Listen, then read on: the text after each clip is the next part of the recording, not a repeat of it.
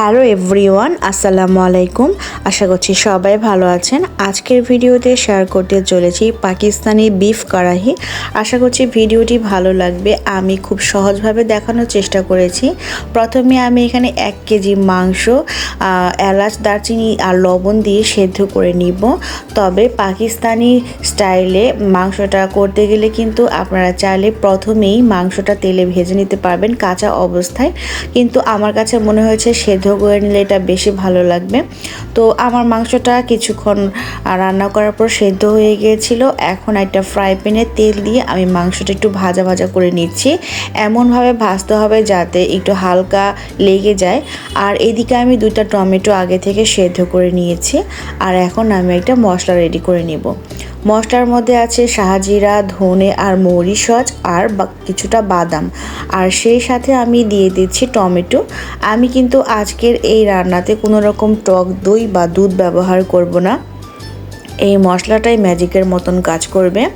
তো খুবই অল্প সময়ের মধ্যে কিন্তু আমার মশলাটা রেডি হয়ে গেল।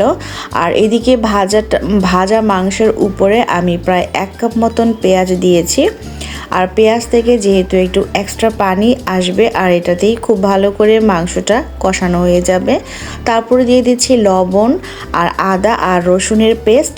এটা থেকেও সামান্য পরিমাণ পানি বের হবে। আর এ সময় চুলার আঁচটা মিডিয়ামের থেকে একটু কমিয়ে রাখতে হবে।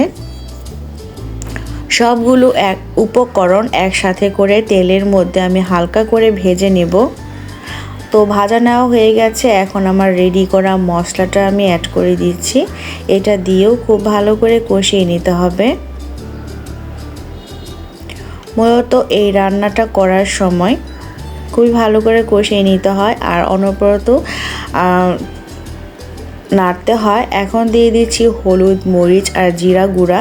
তো আমার কাছে ধনে গুঁড়াটা ছিল না। যখন আমি মশলাটা ব্লেন্ড করে নিয়েছিলাম তখন কিন্তু ধনে অ্যাড করেছিলাম, কারণ যেহেতু আমার কাছে ধনে গুঁড়া নেই। আর এখন সমস্ত মশলা দেওয়ার পর আমি আবারও খুবই ভালো করে কষিয়ে নিয়েছি, বারবার চামচ দিয়ে নেড়েচেড়ে নিচ্ছি। আর মাংস সেদ্ধ করার সময় যে পানিটা ছিল সেটা একদমই শুকানো ছিল না, সেটা এখন আমি অ্যাড করে দিয়েছি মাংসের স্টকটা। এখন আমি দিয়ে দিচ্ছি এলাচ, দারচিনি আর লবঙ্গ। চাইলে কিন্তু আপনারা আরও কিছু মশলা অ্যাড করতে পারবেন, আপনাদের ইচ্ছা। এই পানিতেই কিন্তু পুরো রান্নাটা হয়ে যাবে। ঢাকনা দিয়ে ঢেকে দিচ্ছি। বাড়তি আর কোনো পানি কিন্তু আমি এখানে অ্যাড করছি না। সব শেষে আমি ধনেপাতা দিয়ে মাংসটা রান্না কমপ্লিট করে নিচ্ছি। বিফ কড়াহি তৈরি করার সময় কিন্তু সব শেষে অবশ্যই ধনেপাতা ইউজ করতে হবে। আর রান্নাটি আমার একদমই রেডি হয়ে গেছে। আমি একটা সার্ভিং ডিশে তুলে নিচ্ছি।